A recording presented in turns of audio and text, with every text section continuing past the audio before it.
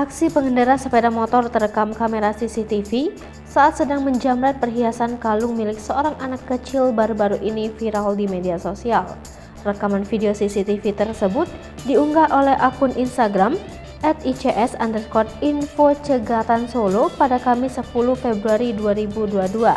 Diketahui, aksi penjamretan tersebut terjadi di Desa Karangasem, Kecamatan Sampang, Cilacap, Jawa Tengah. Hingga Jumat 11 Februari 2022 pagi, unggahan video aksi penjamretan tersebut telah disukai lebih dari 1.500 pengguna Instagram. Menilik rekaman CCTV yang diunggah, terlihat pelaku yang saat itu mengendarai sepeda motor melihat seorang anak perempuan berbaju merah berjalan sendirian.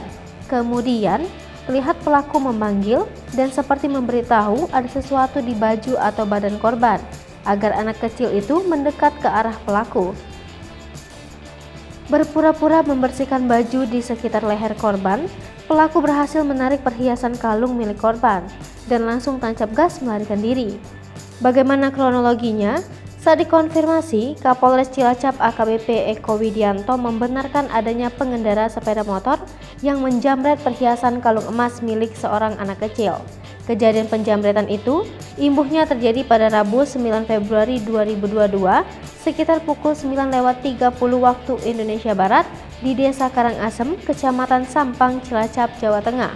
Eko menambahkan, tidak lama usai kejadian, pihak orang tua korban melaporkan kejadian tersebut ke Polsek Sampang pada Rabu 9 Februari 2022 sekitar pukul 11 waktu Indonesia Barat. Setelah menerima laporan, pihaknya langsung menindaklanjuti dan menyelidiki hingga diketahui identitas pelaku yakni warga Banyumas, Jawa Tengah. Pengenaan pasal berlapis.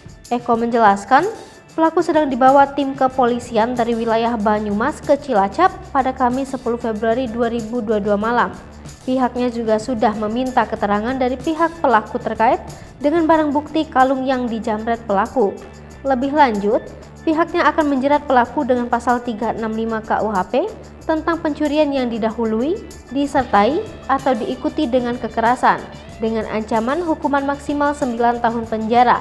Namun, dikarenakan korban seorang anak kecil, pihaknya akan berkoordinasi lebih lanjut dengan jaksa penuntut umum agar pelaku dapat dikenakan pasal berlapis dengan pasal 82 ayat 1 Undang-Undang Nomor 35 Tahun 2014 tentang Perlindungan Anak. Pasal 82 ayat 1 Undang-Undang Perlindungan Anak sendiri, ancaman pidana penjaranya paling lama 15 tahun dan denda paling banyak 5 miliar rupiah.